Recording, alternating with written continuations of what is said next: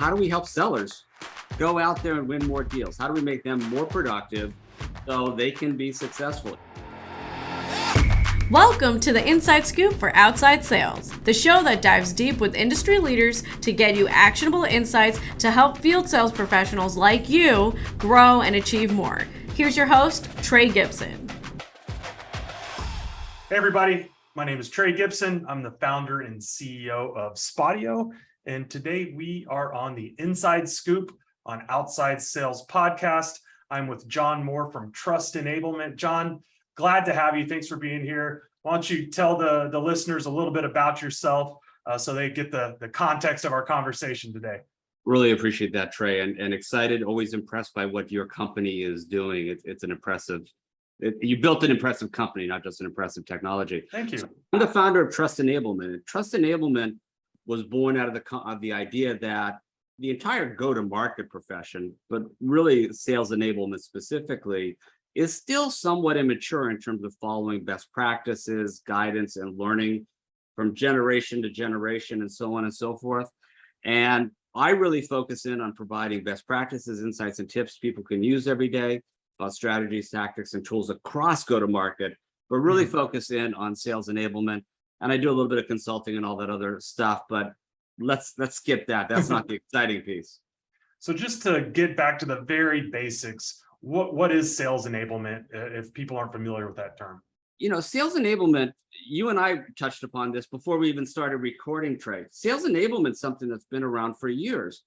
Sales enablement started when it first was named as such on how do we help sellers go out there and win more deals? How do we make them more productive so they can be successful? It's grown and evolved, and I think it's a good thing to now cover the entire go-to-market function. Oh, okay. We help sales, customer success, all the customer touch point functions deliver a more consistent customer experience, which research tends to show leads to higher, more likely to buy and customers paying more.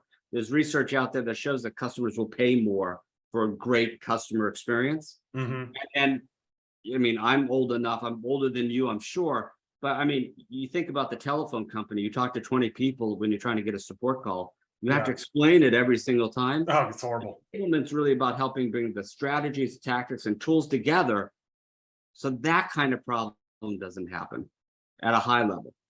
And so one of the things, like I had mentioned to you earlier, we at a previous company that I owned, we had some form of sales enablement, and it was really geared around, we had a sales process and we wanted our team to follow that and best practices. And so we would create a playbook and, but it's challenging with field sales because they're outside the office. They get a couple of days of training or a week and then they're off. Like, based on your experience, what are some of the unique opportunities or challenges for sales enablement related to field sales specifically? Yeah, it's a really good question. And some of this is general, but broadly, and then field sales specifically. Onboarding, the way it's structured most of the time, doesn't lead to consistent success. And what I mean by that is you bring a team together for 2 days, a week, a month in the old days, and try to train them on everything, they're forgetting it as soon as they walk out the door. Absolutely. There's research from a German scientist back in the late 1800s, Hermann Ebbinghaus, that is popularized by the forgetting curve. And the concept was 20 minutes after you leave that session, you've already forgotten 20%. A month out, you're lucky if you remember 20% of what you learned a month ago. So enablement, and this is especially so for field sales, needs to be complemented by something I call the surrounded learner technique. And it's really about reinforcing at regular intervals the concepts that you taught to the sales team. And skipping past onboarding for a second, let's say you're rolling out to the field sales team a new product. Traditionally, you're going to bring them together. You're going to dump 1,000 PowerPoints on them, set with them in person or through Zoom for an hour and bury them. They're not going to remember the objections, the ICP. They're not going to remember any of that stuff. So the idea is the constant everboarding and reinforcing, where you're giving them bite-sized bits of information on a periodic cadence. For field sellers, what we tend to see is micro learning, which is so overused in this space. But micro learning is the concept of short little snippets of knowledge. Maybe it's a video that's 2 to 3 minutes long that reinforces a specific point, or maybe it's simply an email with a single paragraph or a couple of sentences saying, hey, remember our ICP looks like this. You want more details? Go back here to find it. Because you want to reinforce a few things for people, the raw information, but also where to find that information. Sellers, yeah, for sure. sellers in particular, but all humans, we've reached the point where we don't remember a whole lot, but we need to remember where to find the information. 100%. So with the reinforcement, it's all about reminding them key points, surrounding them in the sense with this reinforcement, and occasional, but not overdone, micro testing. Hey, yesterday we sent you something about our ICP. Just answer this question: who's our ICP? Force them to reinforce it. Force them to reinforce it. When you're talking about, giving back a pitch deck or something like that, you were talking about a playbook, but I think that's too. Sometimes we don't give sellers enough time to practice, and when you're the lone person out in the field, right, practice with. And sure, there's lots of technologies out there where people can record themselves and sending it back to their managers. But I'd say the most important thing for sellers, especially field sellers, if you're primarily operating solo the majority of your time, to do that consistent practice and watch it back yourself. Get in a Zoom setting, record yourself giving the elevator pitch, going through a discovery call or whatever, and watch it back. And if you can't be self-aware enough to pick up on your own things, find a peer who's willing to give you feedback. Say, hey, let's support each other. I'll do a recording of myself. You can laugh at it and give me some valid feedback, and I'll do the same for you. And that way, Bill and Sally and everybody's slowly improving along the way. So that's a very valuable technique that people use without spending millions of dollars on tools. Yeah. But the other thing I'll throw out, Trey, if I may, is there's a lot of research out there that points to the fact that sellers don't spend a lot of their time actually engaging in sales activities, talking to customers. I had a conversation with this woman who led enablement for one of the teams at Microsoft, and they had done this study internally, and they found that their sellers are spending about 20% of their calendar actually on calls or face-to-face with prospects, customers. And the problem is they're spending time searching for content, they're spending time creating content, updating the CRM system, which is every salesperson's dream. We all love updating our CRM system, right? It's good time. So they just, the numbers vary, but you also need to find ways to incentivize changing behaviors. And I say incentivize because it's not always the field seller that's the problem. It's the head of marketing that has to get in front of the sales team with this new message, or it's the head of, or it's the CFO that wants to talk about the compensation plan or whatever. Part of the enablement role is to act almost as a goalkeeper in partnership with the CRO or CCO or whatever that head title is in your business, and figure out how to bundle it all up so you're not taking away time that they should be using to prepare for a sales conversation, having a sales conversation, moving those deals forward. Sorry, I could keep going there, but at a high level, those are a few things that, if you can find ways to give sellers more focused time, if you can give them the tools and an understanding of why that practice is important and a way to support one another, those are really important tactics you can use without buying any technology and even without setting up a formal enablement function, to be honest. Yeah, no, that reminded me of a story. I was talking to he's a top sales guy for a home improvement company, and they have a very strict process they follow, pitch a deck. And he's been doing it for something like 18 years, consistent top 1 or 2 in the company. Yeah. And still, after every presentation he does, he goes outside, sits in his car and said, what did I skip? What did I miss? Just really hones in on that process, because it's proven if you practice to it, then, and that's when I think of like a good sales enablement, and correct me if I'm wrong, it's like we have best practices, how do we make sure that we're enabling our team to follow those so that they get the results that they want to get, we want them to get. Yeah, it's also about validating that those best practices are still Oh, valid. that's good. That's good. Because a lot of times, and I think of that same example, but I'm thinking of a different person who's been selling telco services, who I recently chatted with for a long time. Mhm. And they have their standard pitch that they go through, their standard things, but there's dozens of other things they can sell that they're like, I don't want to figure that out. So they don't ever use like the latest playbook. They don't go to look to see if the pitch deck has changed because marketing's just ruined it anyway. So Right. it's also about these things were best practices yesterday. Are they still today? And using data and analytics and seller feedback and even customer and prospect feedback, if you can get it, to continue to evolve those best practices. So when you go into a company, let's say you're hired on for consulting, and they don't have a sales enablement function, or it's just kind of formalized, like how do you determine what best practices are or what they should be? Well, first off, I like to sit down and figure out what they're even doing.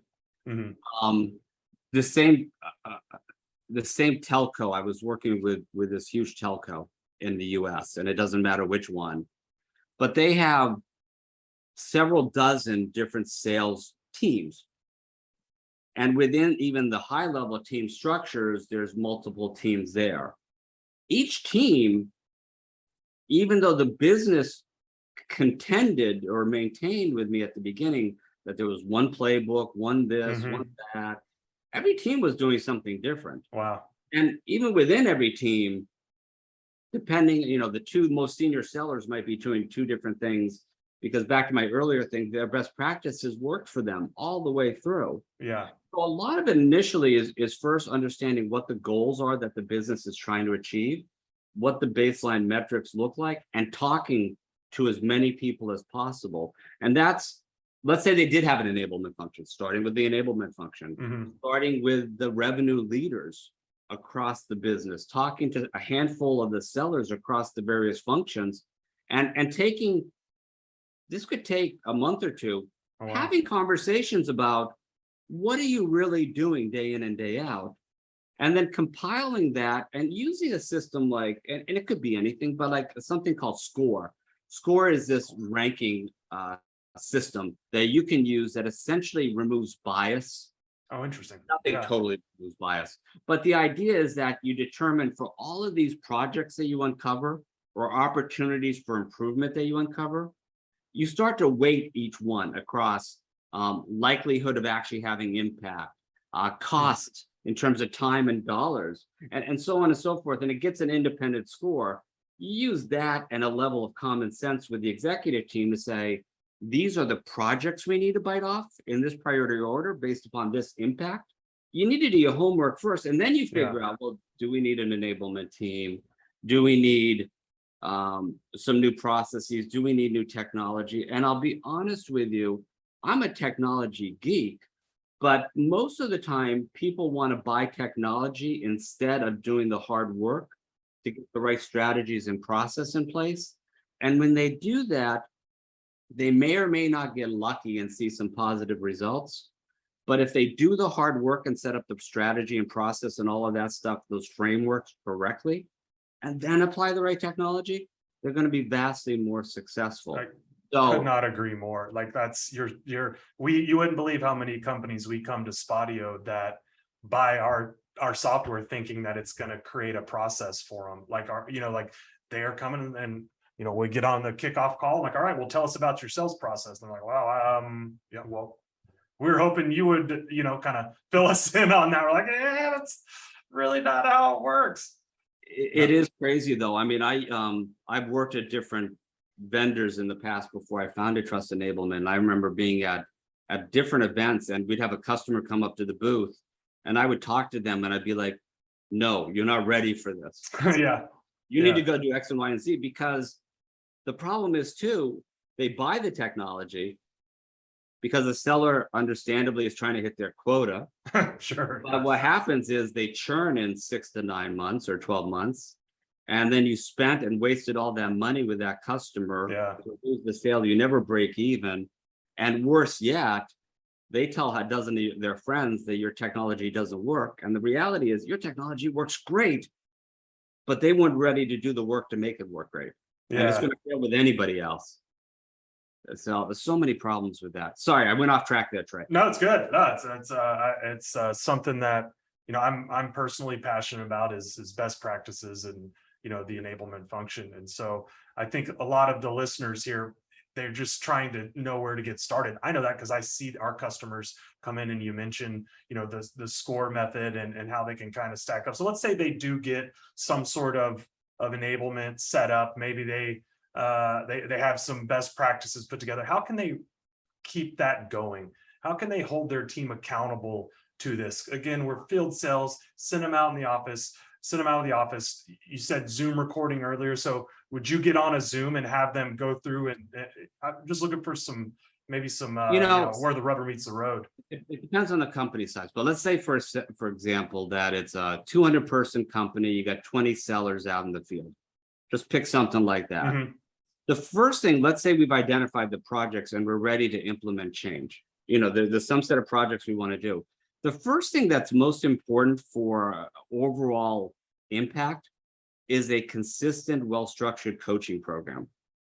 Time and again, research shows this. So you need to get, whether you have your sales managers actually learn, compensated and responsible and on the hook for and bought into coaching their teams, or you, which is not as good, you bring in a coach full-time or whatever, you need to set up a formal coaching structure, because you can teach people all the best practices and tips and structures and how to use Medic or anything else under the sun. Until it works for them as an individual and they incorporate it, they're not going to start using it. And even when they do, Trey, you're probably the world's greatest seller. I'm a subpar seller, but let's say we're equal level to start. I teach you how to use Medic. You're going to go out and do great, and I'm going to go do great too, but we're both going to stumble, in different ways. Mm-hmm. Because there's certain things that naturally, whether it's about how we learn, how we communicate, how we think and work, we're going to do different. So we're each going to instantly walk out of the gate with different problems or opportunities for improvement. You need a coach that can work with you, hold you accountable for, well, first off, pinpoint where you're falling short, get your buy-in on that, hold you accountable for ownership for improving that, and give you almost homework to go off. And when you meet again next week, you're reporting back, and you as a seller are accountable, and you know it. And you're coming back to the coach or the manager and saying, here are the things I've done, and it's improved. And maybe you're using recorded calls, maybe you're looking at recorded Zoom meetings or audio or whatever, and they're demonstrating, they share a couple of calls with you and you listen to it and you go, yeah, that's better, but now I'm picking up on this. So it's really that one-on-one coaching. Now, the challenge is always for businesses, that's hard to scale. Yeah, that's my next question. Yeah. I mean, it's so hard to scale, but that's where, there's a lot of great technology out there. I wouldn't immediately jump to the tech though. I would get the entire team. The goal is to get the entire team, sales managers, individual reps, field reps, inside sales, whatever you're using, bought into the idea that coaching matters. Yes. It impacts their compensation, maybe, but you got to make them buy into it. Sure. Because what you want to do as the first step of scaling is it shouldn't just be the seller getting coaching from their manager or an individual coach. They should be able to get feedback from their peers and do some of that sharing of, hey, here's my recording, or hey, can we just do a quick role play? Mm-hmm. You need to get the team supporting one another on that. And you're always going to have some individuals that won't buy into it, and they're a separate problem. But you need to try to get everybody bought into it, and it starts at the top. And the sales manager has to be driving. Did you do your coaching this week? Have you done your coaching this week? If they're not the one doing it, you need to scale that peer level. And then you need to look at implementing technology if that's not gone far enough. I'll tell you, you talk about rolling out enablement at a new company.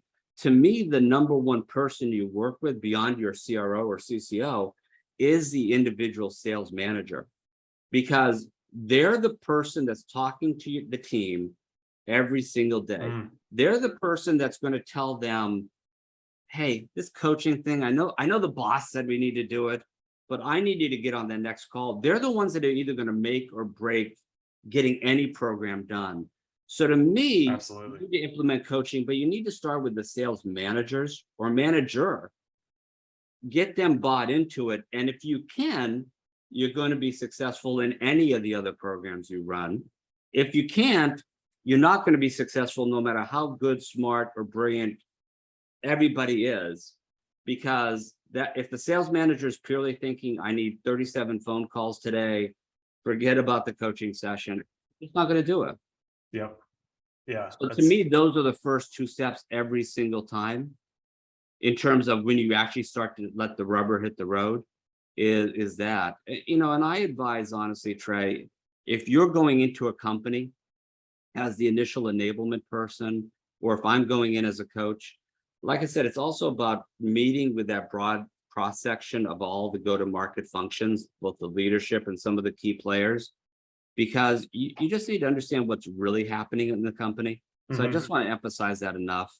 The best CRO, the best CEO may have very different ideas about what the teams are doing than they're really doing. And Right. that's just part of company growth. So you need to get ears to the floor too. Nice. Yeah, that's what we experience as well at Spotio is we have to get that what we call them, like the sales manager, first level manager, bought in to what we're doing, or else the rest doesn't really matter. If they're not going to hold their team, their direct team accountable, then forget about it. Kind of the last question I had was on this was who does the coaching? Like, at what size company can you justify having a specific coach, or is it always the manager? Because it's time consuming. Let's face it, it's a lot of work. Really time consuming, isn't it? Yeah. I think you have to decide, honestly, if you have a sales manager coaching a team of more than 5 or 6, and they're doing the coaching right, they're going to spend, and I'm making up the number, half of their time coaching, supporting. I always argue that's a vital part of their job, but it depends on the company. I mean, a lot of companies will just hire the best seller and want them to go out and help the team close over and over again. And if that's the way the company wants to run it, they're not going to want their sales managers doing the coaching. So you should get them coaching anyway, but that's when you need to go get a coach. But I'd also say, if you have sales managers supporting more than 8 people, they're going to need some help. Yeah. And it needs to be anybody who the sellers can buy into what they're saying. Because honestly, most sales enablement people, no matter how good a seller they might have been, if they were a seller, haven't done it at your company in the last 6 months. And from a seller's perspective, they don't know what they're talking about. Yeah. That's how it was 20 years ago. It's not how it is today, Grandpa. So somebody, you know, to me, if you can find opportunities to engage individual sellers in taking on some of those responsibilities, almost as, and it doesn't have to be a formal coach, but even just a mentor. You know, you've got 1 or 2 sellers that just knock it out of the park all the time. Educate, you know, help them understand that it's a real career growth opportunity. Absolutely. To bring on the new kids or to help the ones that are struggling. So I think that's a way to scale it before you ever get to a coach. You know, I see most enterprise-sized companies having a formal coaching team. I see most of them that I walk into. They're not always as. The other thing that happens at a big company, and you know this, I'm sure, is you have all that silos and nobody's talking. So the problem is the coaching team isn't helping because they're not getting looped in enough on where the real pain points are. It doesn't always work either. But, you know, to me, the managers are ideal. The rock star sellers are the next best. And then you fall back to hiring a coach. To me, the coaches are best leveraged for spot situations. we're just rolling out this new program. We really need the team to get it. So we're going to hire a coach for the next 6 months to really work closely with the team to make sure they nail it. But then we're going to fall back to, the manager and the peer level coaching and all of that other stuff. That's a better model in terms of what really works. Got it. Well, there's a few questions I like to ask each time. I'm going to throw them at you and feel free to just go off the cuff. First one, what's your favorite business or personal development book and why? There's several books that I'm big on, but one of them is actually a series of books about mental models, and it's put out by Farnham Street. Farnham Street FS.blog. It's a blog, but they also put out a series of books, and their works on mental models.